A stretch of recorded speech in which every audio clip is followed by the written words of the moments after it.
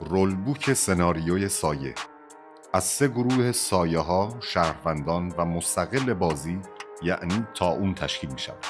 اعضای گروه سایه: ارباب سایه ها. شات گروه سایه به دست اوست. قابلیت سلاخی دارد. استعلامش برای بازجو منفی است.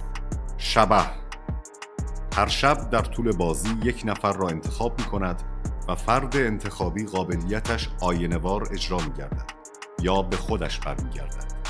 مزدور: در شب اول یا دوم باید یک نفر را انتخاب کند.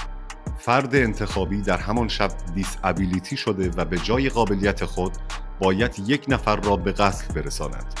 اگر شلیکش به شهروندان اصابت کند خودش از بازی خارج می شود. اگر به شبح و مزدور شلیک کند خودش در بازی می ماند و آنها از بازی خارج می شوند. در صورتی که شلیک به ارباب سایه ها یا طاعون برخورد کند هیچ اتفاقی نمی افتد. گروه شهروندان: خان آموی هر شب یک سیو دارد و خودش را نمی تواند سیو کند. سیو خان آموی روی شلیک شخص مزدوری شده تأثیری ندارد. اگر در رأیگیری روزانه خان آموی حذف شود، بعد از خروج فاز شب از بین رفته و مستقیما به روز بعدی می رود.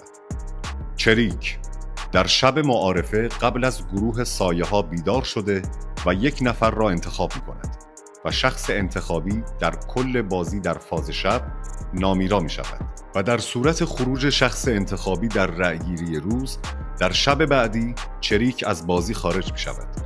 در صورت بیرون رفتن چریک فرد انتخابی فقط یک شب نامیراست. قابلیت چریک در شب معارفه اجباری است. کسی که توسط چریک انتخاب شده است مزدوری نمی شود. شورشی: قبل از سایه ها بیدار می شود و در کل بازی می تواند 2 نفر را دیسابیلیتی کند. قابلیت او فقط بر روی گروه سایه ها و طاعون تاثیر دارد و در صورتی که ارباب سایه ها انتخاب شود استعلامش برای بازجو مثبت می شود. شخص تکراری را نمی تواند انتخاب کند.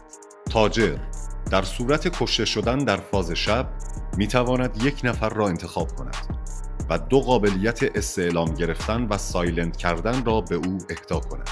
بازجو: 3 شب در طول بازی می تواند استعلام بگیرد. اگر هر 3 استعلام او منفی باشد بازجو از بازی خارج می شود. استعلام ارباب سایه ها و طاعون منفی است. قابلیت بازجو اختیاری است.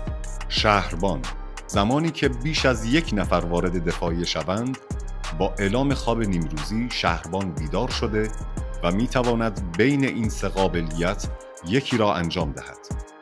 خروج مستقیم یک شخص، ملغا کردن رأیگیری یا ادامه روند رأیگیری.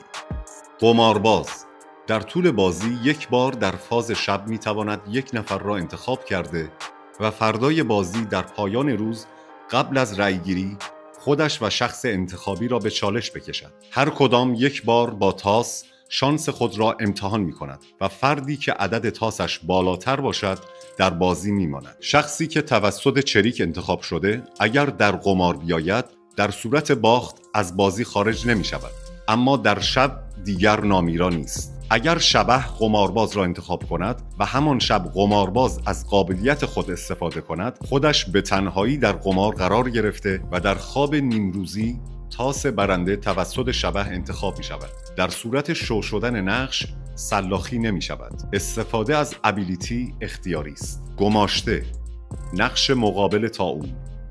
زمانی که توسط طاعون انتخاب شود طاعون از بازی خارج می شود. مستقل بازی: طاعون شب اول و شبهای زوج نامیراست. شبهای زوج یک نفر را انتخاب کرده و طاعون زده می کند. شرط برد طاعون بدین صورت است که تعداد افراد طاعون زده به جز خودش نصف به علاوه 1 شود. در صورت خروج از بازی طاعون از شهر برچیده می شود. تذکر: 1. تا زمانی که طاعون در بازی حضور دارد حتی با خروج سایه ها بازی تمام نمی شود. 2.